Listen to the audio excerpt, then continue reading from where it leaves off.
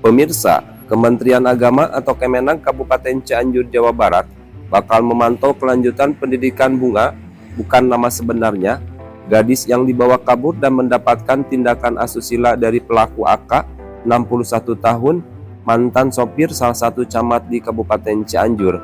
Bunga diketahui saat ini masih berstatus sebagai siswa dari salah satu sekolah MA di wilayah Kabupaten Cianjur. Kepala Kantor Kementerian Agama atau Kemenag Kabupaten Cianjur, Ramlan Rustandi, membenarkan kejadian yang menimpa Bunga. Pihak Kemenag pun telah mengambil langkah dengan menandatangi orang tuanya. Kami telah menugaskan pengawas madrasah untuk menghubungi keluarga korban. Dari informasi tersebut ternyata dibenarkan. Artinya menjadi korban penculikan hingga tindakan asusila, kata Ramlan saat ditemui wartawan Logika News pada Kamis 16 November 2023. Ramlan Rustandi menambahkan, Kemenag Cianjur pun tengah berkonsentrasi memastikan kelanjutan pendidikan Bunga pasca peristiwa yang menimpa dirinya. Satu hal penting menurut Ramlan adalah penyembuhan mental dari Bunga setelah beberapa hari tinggal bersama pelaku AK. Kemenag Cianjur pun mendorong agar terduga pelaku AK dapat diproses secara hukum setimpal dengan perbuatan kepada Bunga. Terima kasih kepada teman-teman media yang mengkonfirmasi ya, informasi yang teman-teman media dapatkan. Tentunya ini sebuah proses tabayun ya.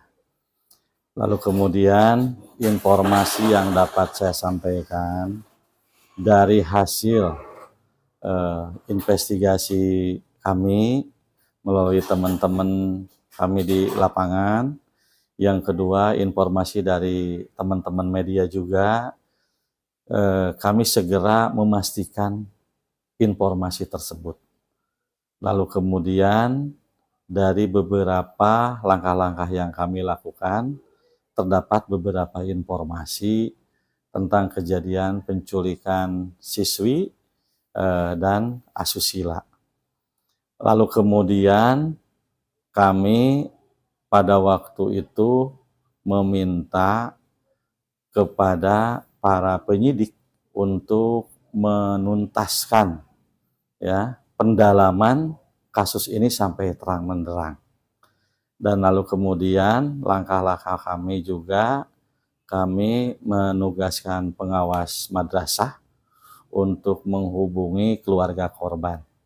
Dari informasi tersebut ternyata dibenarkan anaknya menjadi korban penculikan dan asusila.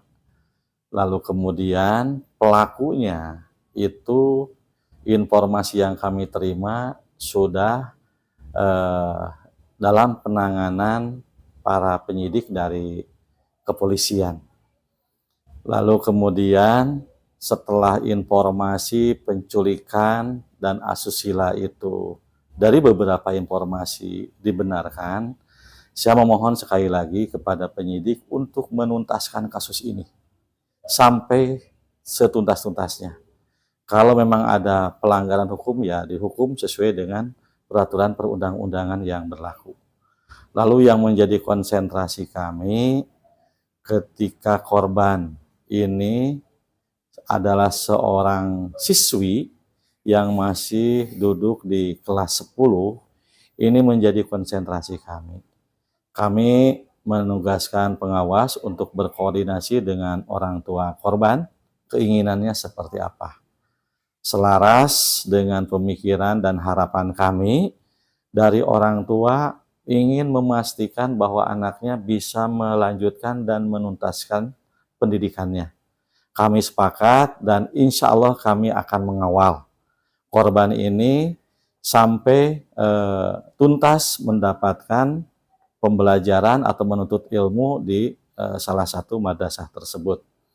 Yang kedua, kami juga tentunya dalam waktu yang dekat ini meminta ke berbagai pihak untuk memulihkan psikologis korban. Tentunya ini harus dilakukan secara bersama-sama ya. Jangan sampai korban ini trauma yang berkepanjangan atau terlalu meratapi kesedihan yang berkepanjangan. Ini yang menjadi tanggung jawab kita. Dalam waktu dekat kami juga akan melakukan langkah-langkah memotivasi siswi yang menjadi korban tersebut untuk pulih kembali secara psikologis.